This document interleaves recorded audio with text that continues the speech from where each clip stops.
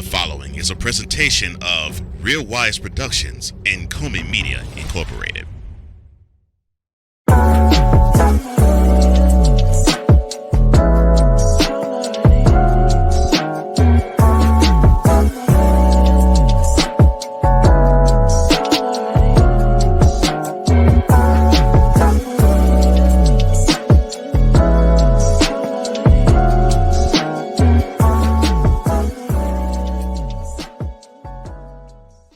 Is the cat out of the bag already in 2024? Next on Mentality.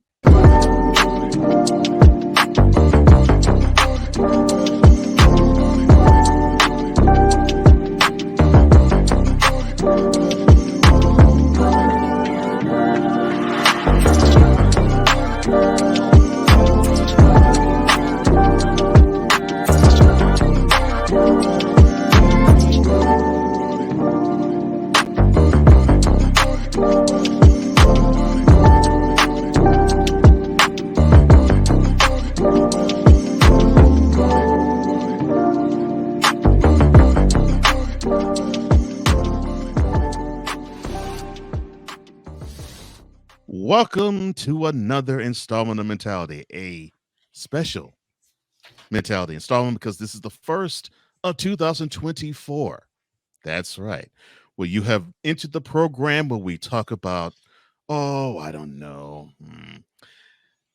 Let's see, health, wealth, mental health, entrepreneurship, love, and brotherhood, all from a man's perspective because, well, we believe iron sharpens iron. I am one of the co-hosts of this program, Cole Johnson, aka the Mad Scientist and EP Extraordinaire, and I am joined as always by the other co-host of this program. The man is known as Wize. Let's see, the man that is your boy Wize, the man who calls himself Mr. Petty, and other nicknames. It is your boy and mine, Wize Leffy. How you doing, man? I'm doing very well, brother. I'm doing very well.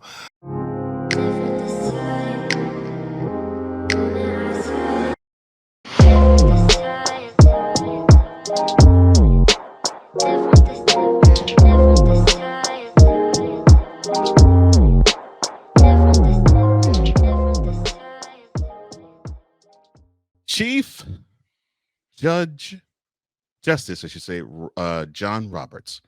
Of course, he is the ultimate judge in the U.S. Supreme Court. He feels as though the federal courts should explore how artificial intelligence will play a part in the near and distant future of law.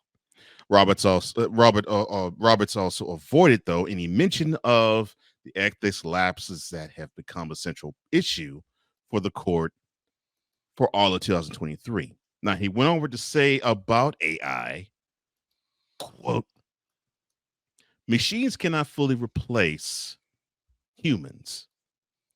Much can turn on a shaking hand, a quivering voice, a change of inflection, a bead of sweat, a moment's hesitation, a fleeting break in eye contact. Close quote. But Roberts also said the federal courts will likely need to embrace the technology for other tasks, just as judges eventually came to rely on computers instead of quill pens and copy machines instead of carbon copies. Now, my question to you, since you are a fan of AI from the Chat GPT variety, how will artificial intelligence affect the United States legal system?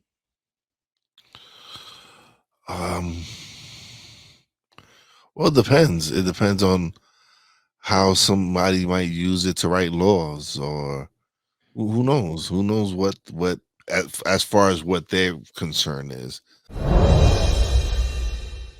3 of Donald Trump's former White House staffers issued stark warnings about his potential second term and pleaded for others in power to speak out against the former president. Alyssa Farah Griffin, former White House Director of Strategic Communications, said on last Sunday on ABC's This Week, quote, fundamentally, a second Trump term could mean the end of American democracy as we know it. Close quote. Oh Lord, here we go again. It's the end of the world as we know it. Not be fine. Gosh, why are former aides so scared of the second Donald Trump administration?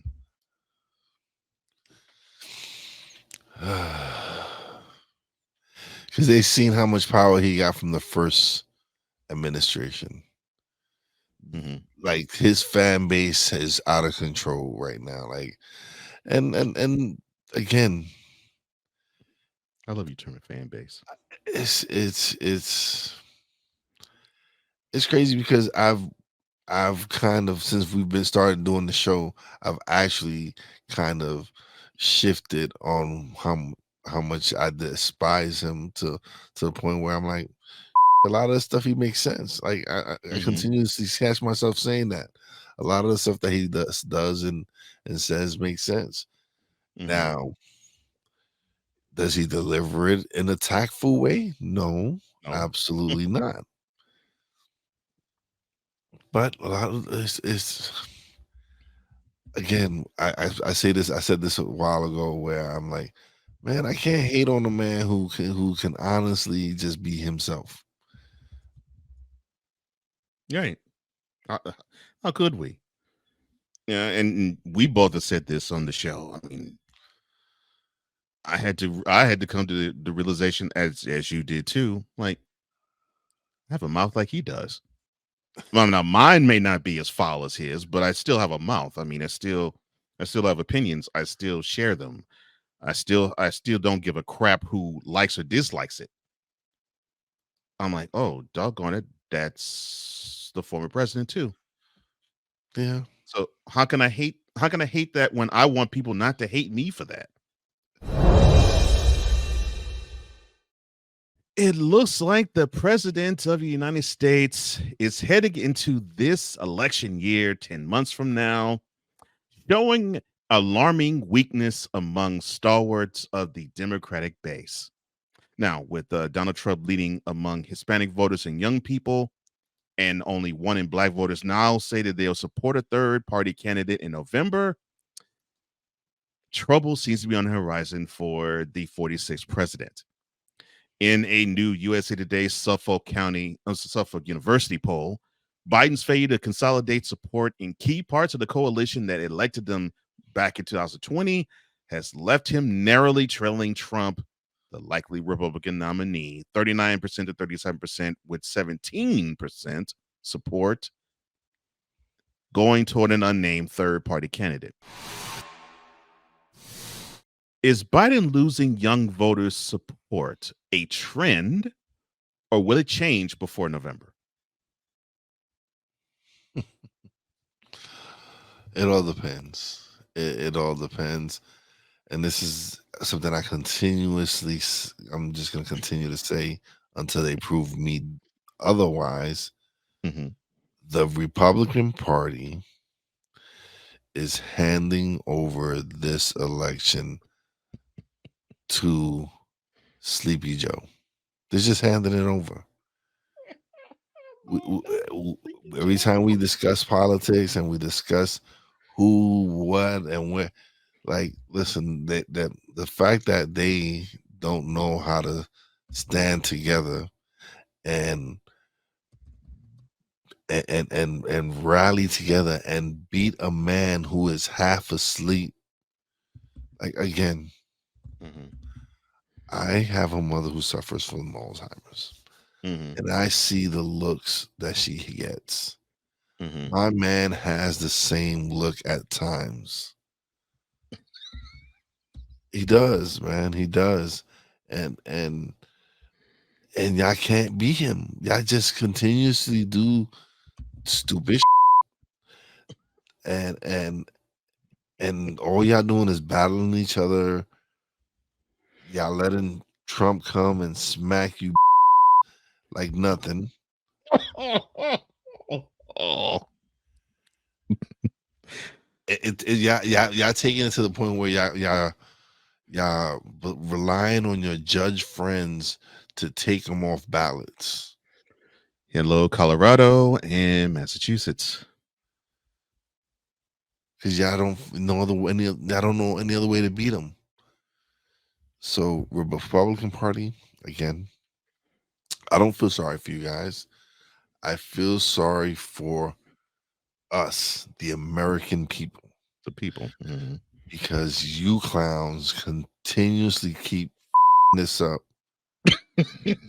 and let this sleepy bus driver continuously drive. Y'all just find a way to this up. The last 2 election cycles, y'all have this up royally. Royally. Sleepy bus driver. And y'all gonna continuously this up.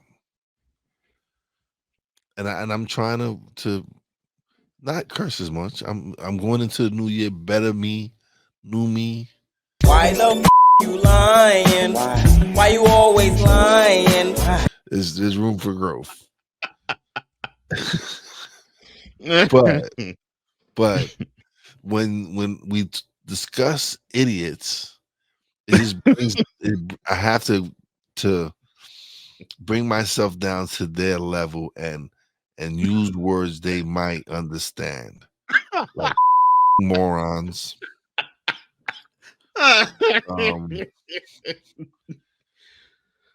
idiots. These are terms they can relate to. Bring myself down to their level.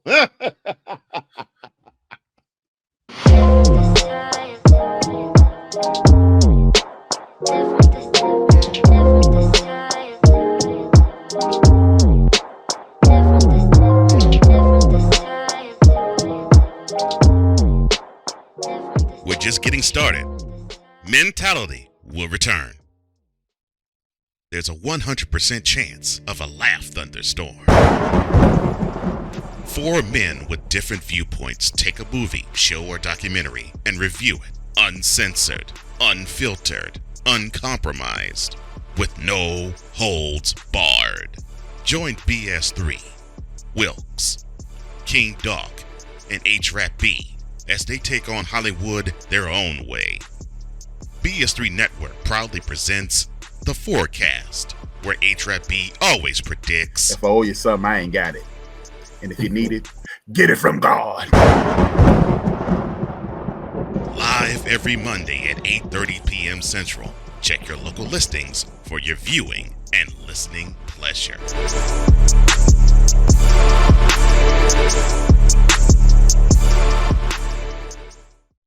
Are you looking for something to do on your lunch break? Well, there's a show on the BS3 network that has only 4 words to say to you. We ready. We ready. We ready for y'all. We ready. We ready.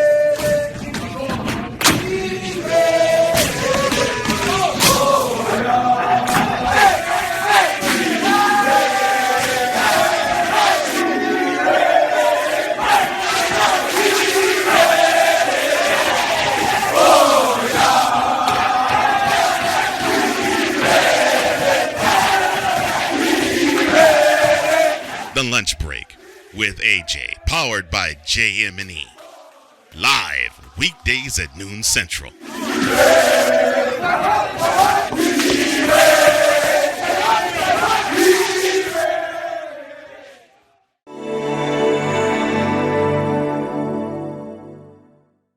Welcome back to Mentality, where men are men and not machines. With Wize and Cole, I am Cole Johnson, and there's a movie that is making its way to the screens, and it's an interesting take on society, one on identity and one on race. Now, what is that movie, you ask? Well, welcome to Celebrity Style.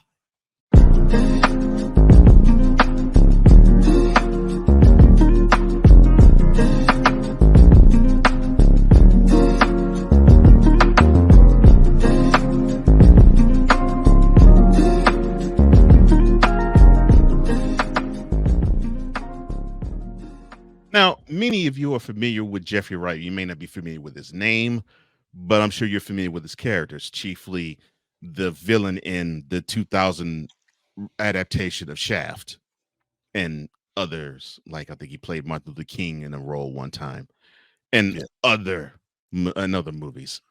Well, he is earning award season like kudos for his grumpy role in the acclaimed satire American Fiction, playing what he lovingly calls an quote equal opportunity misanthrope, close quote. Even his children are doling out positive reviews. He had this to say about the uh the reviews that his daughter gave. Quote, my daughter saw the movie and said, there's a lot of your humor in there. I'm afraid to say it kind of came natural. Close quote. And it was ended with a laugh.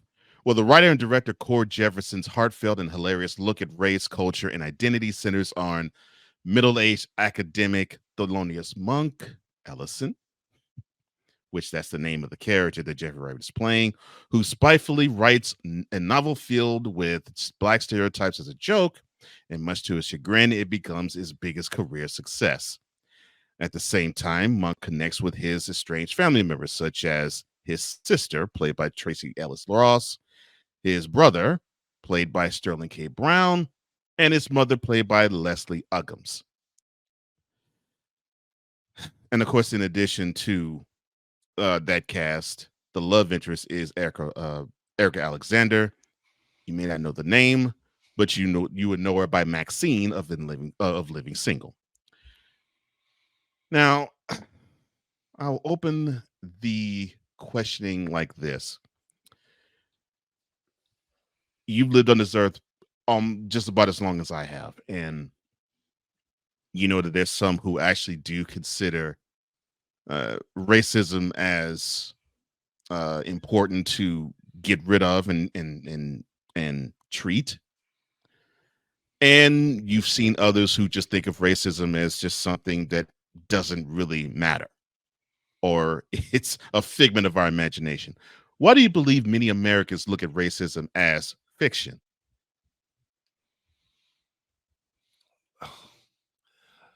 Oh man, I don't know where do we begin? We begin with like what they're trying to do in Florida, try to pass laws that depict slavery as non-existent. Like we know what's happened. We've a lot of us we know the history. We know what's going on, but I feel like it's time for us to not just focus on the fact that there's racism out there. There's other issues as well. Mhm. It's not just racism. It's a lot of different things. It's poor educational systems. It's poor healthcare systems. It's poor. It's just the fact Yeah. that a lot of us are poor. I'm about to say poor in terms of finances. Yeah. So they want to keep the focus on racism because it's another thing that keeps us divided. Yeah, does it exist? Yes. Right. Is it the only thing that's holding us back? No. No. There are other things holding us back. This not financial literacy is holding us back. Education is holding us back. The fact that we're just consumers and not sellers is holding us back. Are we going to continue to are we going to continue to live like this, where all we focus on is consuming, but we're not selling, we're not creating, we're not selling, and we're not teaching our kids to sell. One thing we're teaching our kids is consumption. Is buy more. Like how many people in our communities are more focused on wearing Balenciaga across their chest. Well, if it's one too many, and we know that number is more than one. Man, Instead of learning about building a portfolio or something, they're more worried about wearing someone else's name on them. yeah, it's messed up that we live in a society where, especially in my community, where self-worth too many is found in what they purchase, what they buy. Like they find more self-worth, which of course that's an oxymoron. Yeah, But they find more self-worth in a Gucci bag. I keep seeing a video of the professor, and he's talking to other people, and he's talking about our problem is we rather have a $5,000 purse Mhm. with $100 in it than $100 Let- bag with $5,000 in in the it. bank account. Hmm. Yeah. That's Yeah. our problem. I love the fact that the character writes a story that has all sorts of stereotypes and all bad English, and that it all of a sudden is embraced. Although he wrote these brilliant pieces that didn't even get a no moment's notice, or a person didn't even bat an eye to it. Why are black and brown stereotypes so tightly embraced today? Because we allow it. We Thank you allow for it. saying that. We allow this foolishness. We allow. Look at the number one music right now, and I'm not even a big fan of drill music, and I'm not either. but that's what they're pushing. Mm-hmm. Yep. Why? Because it's not uplifting. It's not. It's not something that's encouraging. It's not. It's just showing us in a bad light again continuously. Mm-hmm.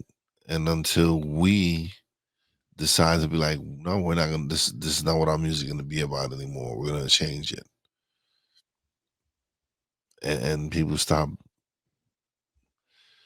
And listen, I don't knock anybody's art, whatever.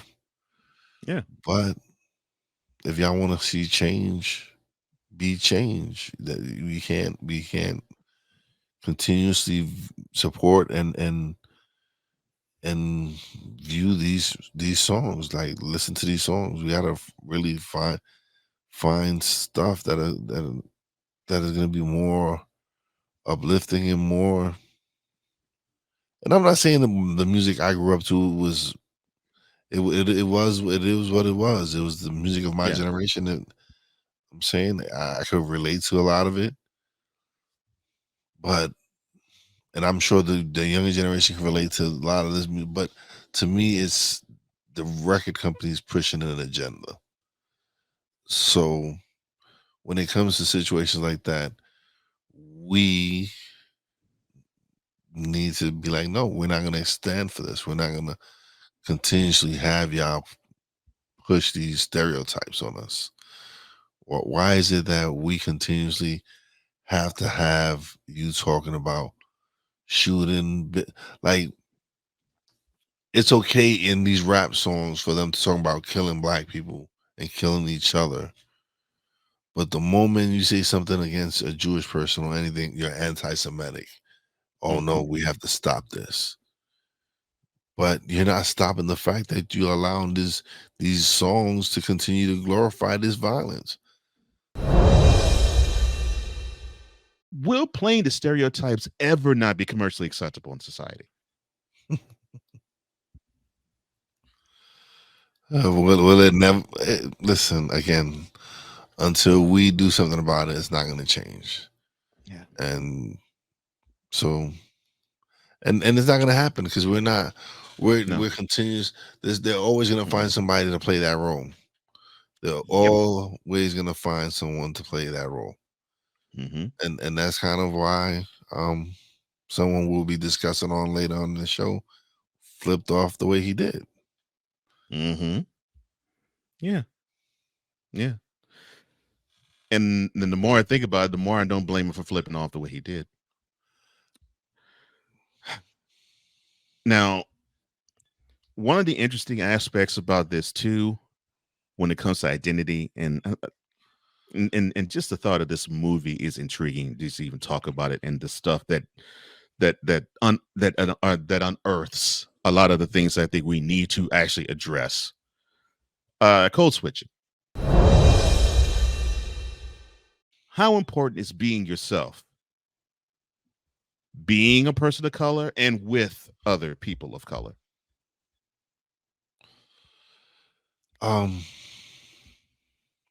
I wouldn't know because I'm myself with everyone. Like I know. I don't I know. know. So am I.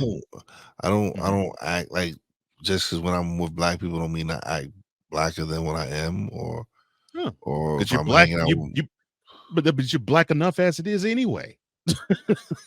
So why would you have to turn up being what you already are? I don't know. And what I act the same way I act. Like I work with white people and I act the same way around them. Like Mm-hmm. I don't want to know because I don't change myself around anyone. Like Right.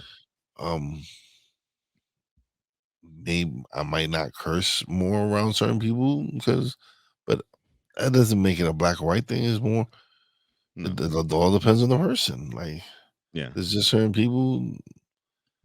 So I don't act any certain way with anyone. I'm myself every single like Mm-hmm. I'm just me. Like Yeah. I'm the same way I'm with you that I'm when I'm with Jeff Ravilla. Yeah. Or if I'm with Ryan McCarthy. Mm-hmm. It doesn't matter. So Right. shout out to both guys. They're both awesome Yeah. people. So. Both of them awesome people. Yeah. Both of them are. Both of them are cool. And same with me. I don't feel the need to turn on some sort of dialectal twitch. I'm like, look, this is me. If you like it, cool. If you don't, cool. I'm not for everybody. I know that. You know, and so and you can call me oh yeah, you're a black guy sounding white. I don't give a crap. I'm a guy who sounds like me. That much is for certain. And if you don't like me being black and me, then that's a you problem. That's not a me problem.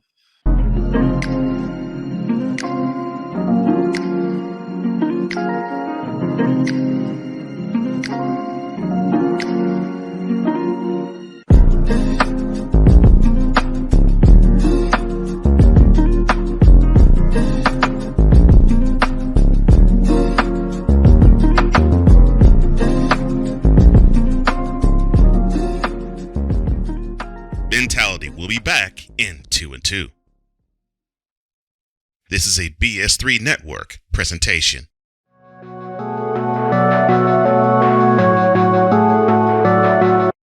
I want to do a TED Talk, but I don't have anything to talk about yet. I'm getting there. Life is for the living. We're not here that long. You can learn anything you want to learn without any money spent. What do I really enjoy? What do I really want out of life?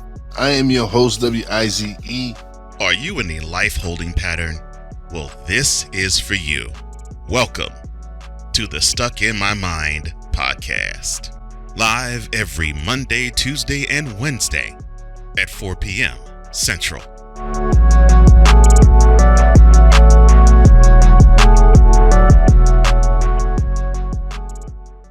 Ready to hang with some fellas who know football? Let's ride.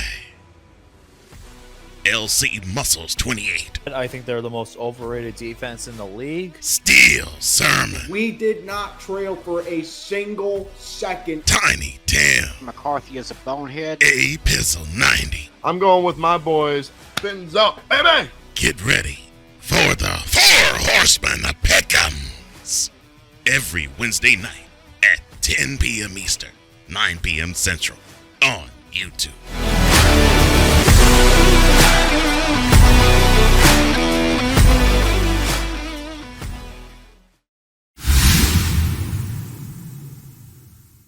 Welcome back to Mentality, a show created for all men. With Wize and Cole, I am Cole Johnson. And this story, when I saw it, it broke my heart, and it still breaks my heart to this moment. Welcome to Brotherhood Goals.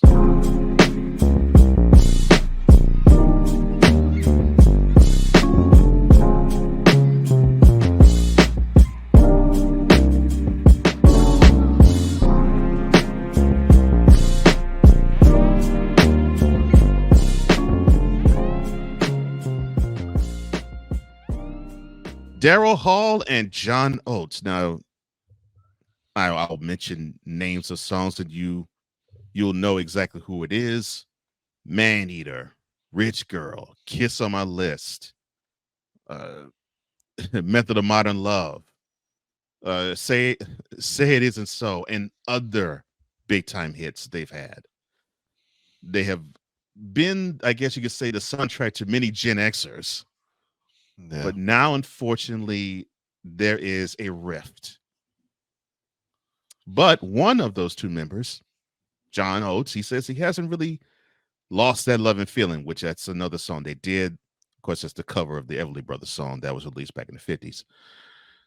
The rock icon is embroiled in a legal battle with his bandmate Daryl Hall after Hall filed a temporary restraining order against him back in December, stemming from a contested joint venture between the artists. I'm sorry, November, not December.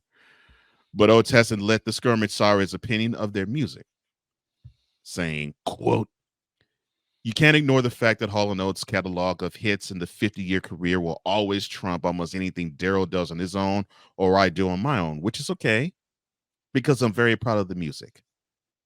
Close quote. Now, he said that he was really proud of the music that Daryl and him created together, and he feels as though they made music that will stand the test of time, and I agree with him. Mm-hmm. Now, when you think of Hall & Oates, and I mentioned a few songs, what are your favorite songs from him?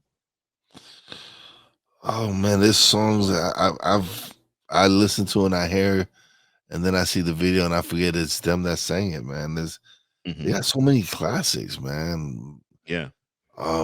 Especially then, even where I work at, they play a lot of their songs now to this day. So, there's just so many that I can. Man Eater, of course. There's just so many, man, for me to name. I enjoy their music. It's sad to see a partnership like that sour but they are the soundtrack to a lot of people's lives, man. So they've written so many wonderful hits. It's hard to even just pinpoint which one. Like there's so many. Yeah. Now the funny thing about this is when the interviewer asked Oates about their biggest time period, which would be probably say between 1980 to 1986 or 1987. Their heyday. Many of us would think, well, okay, the times has been great. The music was churning, the creativity was flowing, and the money was coming in their direction because, of course, they wrote their songs. They wrote their own songs too. Yeah.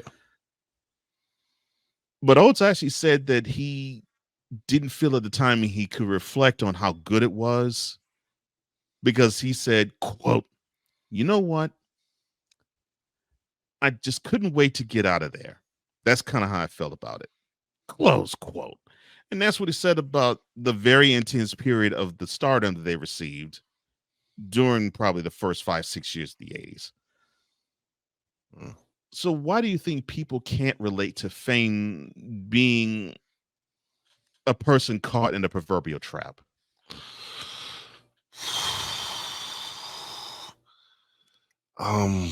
It's so many different reasons, man. Like some people can't deal with the constant. When you're famous, like a musician and actors, like your life no longer is private. Right. You are now public domain. And sometimes some people don't know how to react to that. Sometimes people just don't know that that this is part of what you give up when you step in that limelight and step in that bright spotlight. Like there's sacrifices you have to make in order to be there. And so a lot probably was given up in order for them to achieve the fame that they did. I 100% agree with you. I think that's the case. Both of them are Philadelphia boys, so yeah. And I think people don't realize how much of a fishbowl success becomes. Will this legal battle, though, become something both Hall and Oates will regret? Will they ever be able to bounce back from it? Like, will they ever be able to mend the fences? I'm sure if people really sat down and just had dialect and have open communication, I think anything could be resolved. If they feel that this dispute is worth their friendship, then they might never be able to bounce back from it. But hopefully their relationship that's over 30-something years, hopefully it can be mended and they can get back to touring and entertaining people. What can Daryl and John do to heal their legal divide? You can sit down and hash it out like two brothers, man. Sit down and get drunk together, whatever it is. I don't know. I don't know how their relationship is. It's how would I resolve it if me and one of my brothers had an issue? We sit down and discuss it, and if we could repair it, we can be able to sit down. We'll be able to repair it. If not, it's just not everyone is a part of your journey forever. So, right, yeah. Some people are built for a lifetime for you. Some built for a reason, and some built for a season. So yeah. But with a relationship like theirs, I know they're not built for a season or reason. No, I'm sure they'll be able to mend fences once ego and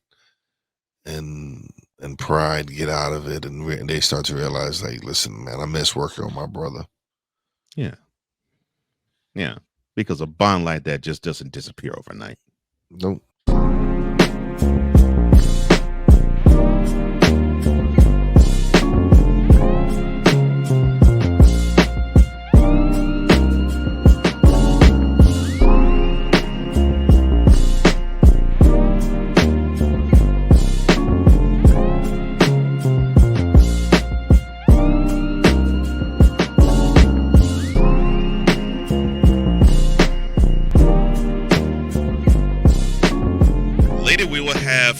From the throne.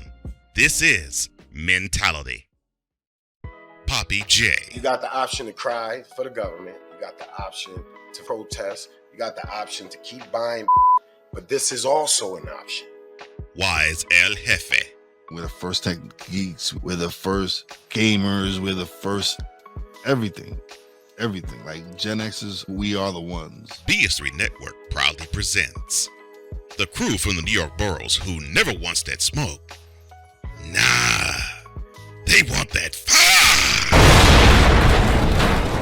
Poppy J and Wize El Jefe, Fridays at 9 p.m. Eastern, 8 p.m. Central. Check your local listings for your viewing and listening pleasure.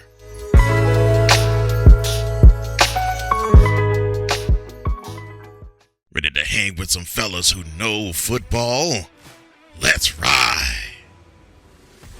LC Muscles 28. I think they're the most overrated defense in the league. Steel Sermon. We did not trail for a single second. Tiny Tim. McCarthy is a bonehead. A Pizzle 90. I'm going with my boys. Fins up, baby. Get ready for the Four Horsemen of Peckham's. Every Wednesday night at 10 p.m. Eastern, 9 p.m. Central on YouTube.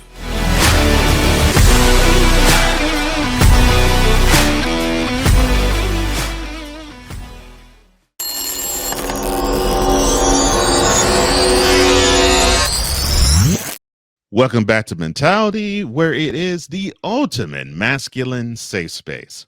With Wize and Cole, I am Cole Johnson. And I think it's time for us to talk about it, because I think it is something for all of us to ponder.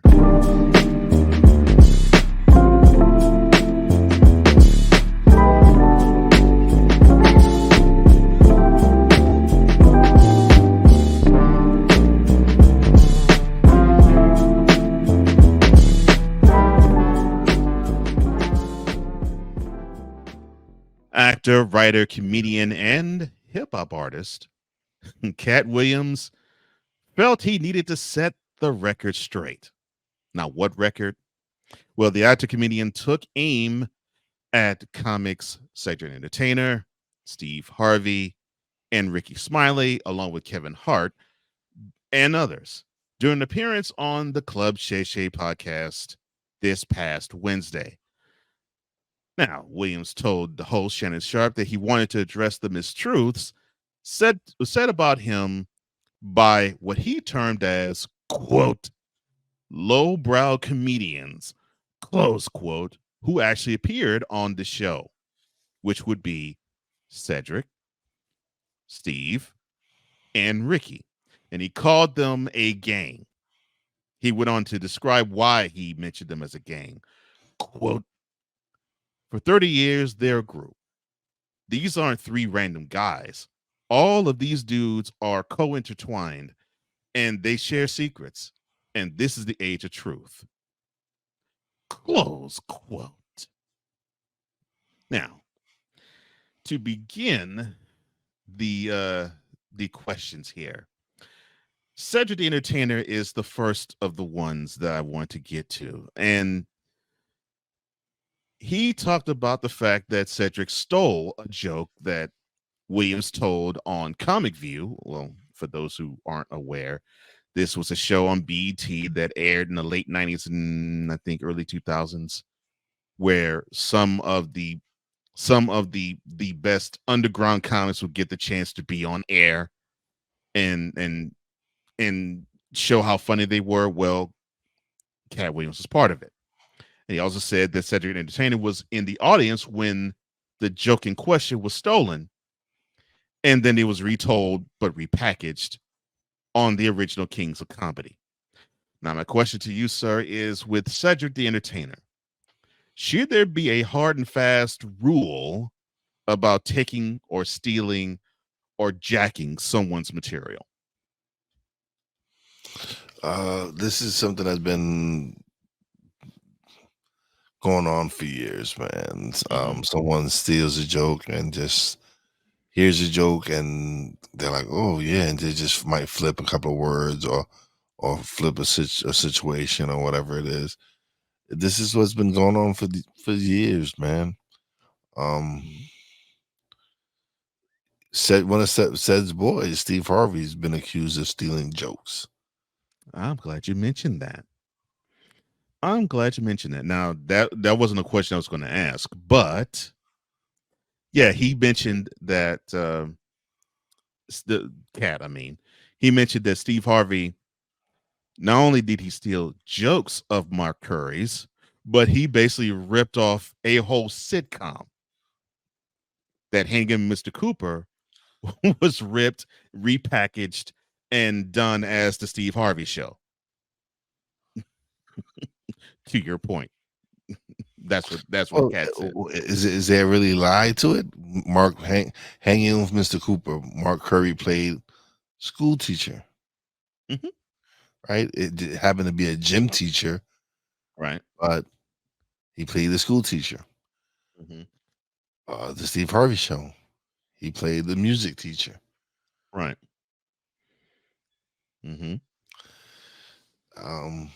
The way hanging with Mr. Cooper, the way he dressed, and then you go Steve Harvey, and it's just so many coincidences. Not only did he say that Steve Harvey tried to steal Mark Curry's stuff, he actually said that Steve stole Katt's story of being homeless. I'm like, wow. Now, he, of course, didn't stop with Steve Harvey and Cedric the Entertainer. He also went after Rickey Smiley. Now, it has been said that Rickey said that he was the guy who in Friday After Next was going to play the role of Money Mike. But Katt said, quote, "This man told you he had Katt Williams' role. He was going to be Money Mike, and Katt Williams was going to be Santa Claus. We auditioned in Los Angeles. I was audition number 201. 200 black comedians auditioned for the role of Money Mike with me. You're saying that all 201 of us was auditioning, and you already had the role and had already shot the role in 4 days?" Close quote. So my question to you about that, and with Rickey Smiley, do you believe he had the Money Mike role before Katt and Friday After Next? No. No. But again, I don't know why dudes gotta lie though. Like, I don't understand why dudes gotta be out there lying about. Listen, you played Santa Claus. That was the role meant for you. Yes. That was play your position, my man. Just you played Santa. Like, leave it alone. Like, be grateful that you played the role. Why are you over here trying to be like, I was gonna be Money Mike? Man, you didn't get the role because obviously it's Katt Williams. So get over that. Like, you know what it is? They like Poppy J. I'm quoting him. He's talking about trauma season, man. Dudes are really they're in their feelings right now. And they want to be a part of the trauma season, and so. Oh, I felt that one. Oh, man. There was a clause in his contract that he placed stipulating that he would only work with Smiley if he were to wear a dress in his roles. So he goes on to say, quote, "Now, what was Rickey Smiley's next movie? Was it First Sunday? Did he wear a dress in it? You bet he did. It's in my contract." That's where he's a believable actor. Him and Tyler Perry can't play a man to save their life. They play good women. Close quote. Oh my gosh. Oh Lord. But I do agree with them. Rickey Smiley was not an actor. It still isn't. Still isn't a really good actor. And he also clowned him for having a character of special needs in Lil Daryl. Oh my gosh. But even though he went hard after Steve Harvey, went hard after Cedric the Entertainer, went hard after Rickey Smiley, to me, the one he went hardest at was Kevin Hart. Katt said this about Kevin Hart, quote, "In the last 25 years, whenever I come into a room, he leaves the room." Close quote. So with Kevin Hart, could he be an industry plant as Katt suggested in an interview? I don't know, man. I don't. The way I don't. What is an industry plant? Like, is he saying that they're putting putting Kevin in a position to succeed. So what? So that he can hold other people back like Cat Williams, or I don't. Again, it's Kevin saying one thing that there's those that Cat lost because drug abuse and not showing up and all. Right. So sometimes if you tell the truth, some people get offended. I don't know if it's true or not, but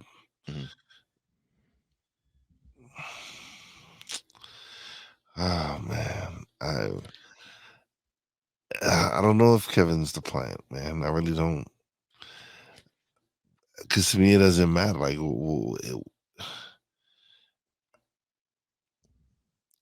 I don't know.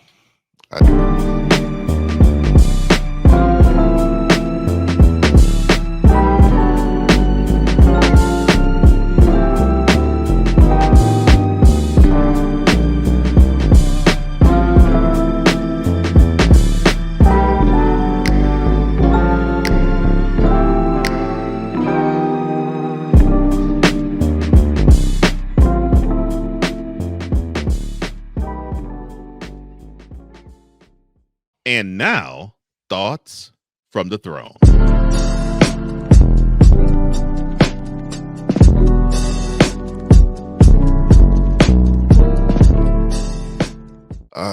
Once again, wonderful show. So shout out to the EP extraordinaire for putting together a great show. My thoughts from the throne is to reflect on 2023. Like, it was a great year as far as content creation for me. It was an amazing year. But personally, it's been a rough year. Personally, it's been a rough year. Burying my cousin early in the year, and then burying my aunt later on in the year, towards the end of the year, and then with all the struggles that we're having with my mom.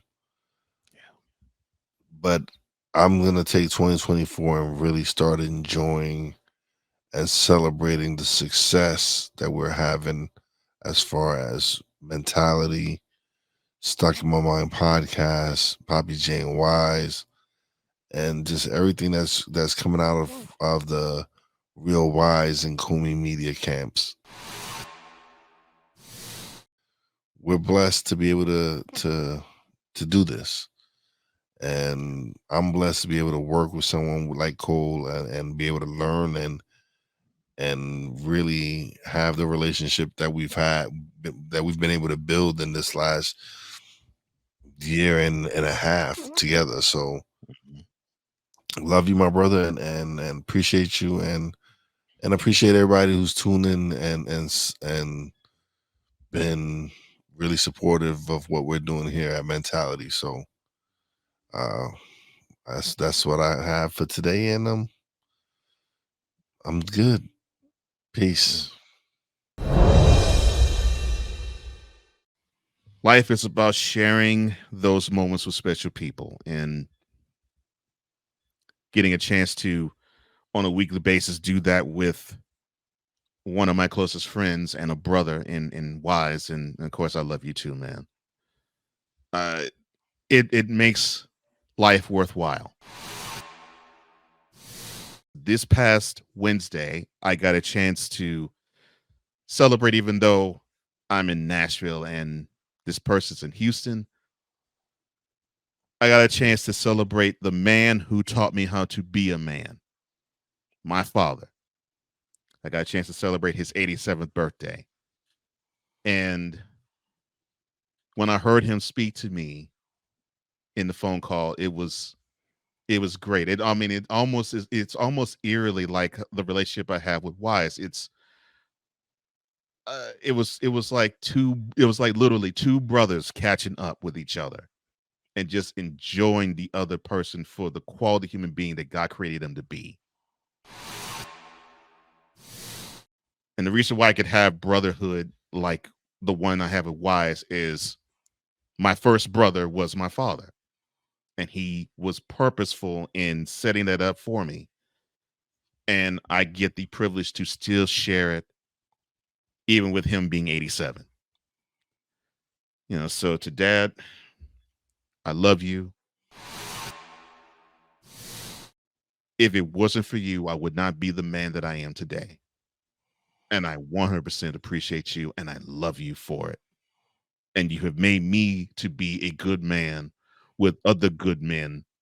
And I know what they look like because I saw it modeled with you first. And those are thoughts from the throne.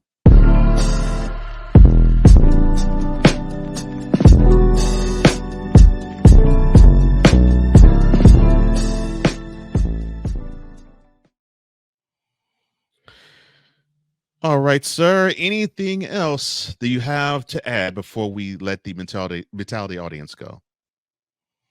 Nah, I'm good, man. I'm good. Tune in. Tune in to Stuck in My Mind podcast. Catch it on every major platform. Got some great episodes out as far as the audio. Definitely go tune in to Real Wize TV. You can find Mentality there as well as Poppy J and Wize. That's it. All right. Well, again, I cannot tell you or stress enough, man, how important you are to me. And I'm so glad that this platform exists. And I'm so glad that you're one half of it. And as we approach a year of this platform, it's a beautiful thing to share in something good with someone who is so good. And I don't mean just talent. I just mean in quality of human being, quality of man. And I'm blessed to share this stage with you, man. I'm blessed. So am I, brother. I love you, man. So thank you for liking. Thank you for sharing. Thank you for subscribing. Thank you for commenting as well. And thank you for hitting that notification bell so you can catch any and all content that emanates, like you heard earlier, from the Real Wize TV YouTube channel or from the Comey Media YouTube channel. And there will be many things that you can catch that are playing now and many in the future to come. For Wize Jalefe, I am Cole Johnson, here to say in parting, as we always do, our secret technique is that we always speak with mentality. See you next week. And Happy New Year. That's 100.